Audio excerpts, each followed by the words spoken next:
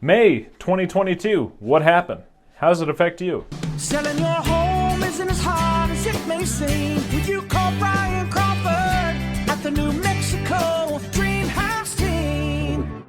Hi, this is Brian Crawford with New Mexico Dream House at Keller Williams. I'm here with your May of 22 market update. There's a lot of movement in the market still, in spite of what pundits and what naysayers may be telling you. The market is still incredibly strong, even with interest rates rising. What's happened is we've had a little bit more inventory come onto the market, and sellers are generally trying to take advantage of what some experts have said may be the peak of the market. I'm not convinced that it's the peak of the market, but what we know is what we know about today's market. I don't have a crystal ball. If I had a crystal ball, I wouldn't have sold all my investment properties, all my residential investment properties 2 years ago when the pandemic started.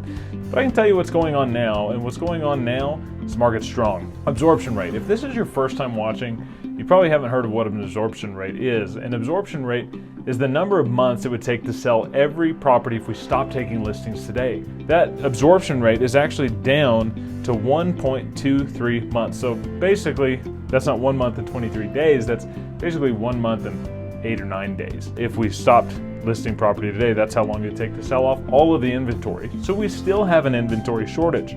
Now, the average list price was up 32% for the month of May, which I think is kind of strange, but the average sales price was actually up 23%. Does that mean your house is worth 23% more than it was last year this time? I don't think so. When we look at the year-to-date numbers, real estate prices are up about 12% in San Juan County, which is still spectacular. That means you bought a $200,000 house a year ago, you've made about $24,000 in equity. Likely that would represent a large portion of what your annual salary is. So again, owning a home will create long-term financial stability, and it gives you another avenue for building wealth. Let's talk a little bit about sold listings. Sold listings, as far as number of houses sold, were down 7.4% for the month of May. I'm not stressed about that at all. That is a very small data set, and last year was a crazy good year. Now, year to date, sales are down 3% on average, which again, that doesn't give me any heartburn at all. Now, active listings are down 14%. So really this little step down in volume, I think, has more to do with active listings being down. Now, all over the country, the trend that we're seeing is that active listings are going up, and like I said at the beginning of the video, that is because people are trying to take advantage of what some experts have predicted as the peak of the market. Again, we don't have a crystal ball. Nobody does. We don't know what's going to happen. The pandemic and the interest rates doing what they're doing are completely unprecedented. So if anybody's out there predicting the future, I certainly wouldn't hold my breath. So active listings down 14%. New listings were up just a tick, 2%. I don't think that really moves the market.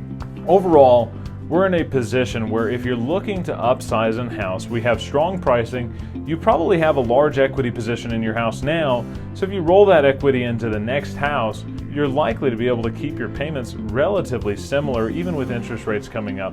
Historically speaking, we're still at half the interest rate that we are historically. If you average the last 20 years, we're at 5.5% right now with an FHA 30-year fixed, which is fantastic. It's a great time to buy.